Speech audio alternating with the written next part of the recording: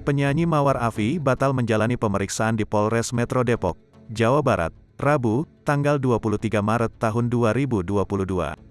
Pemeriksaan Mawar Afi terkait laporan Steno Ricardo, mantan suaminya, pada tanggal 23 Februari tahun 2022. Mawar Afi dilaporkan Steno Ricardo ke Polres Metro Depok setelah diduga melakukan pencemaran nama baik dan fitnah.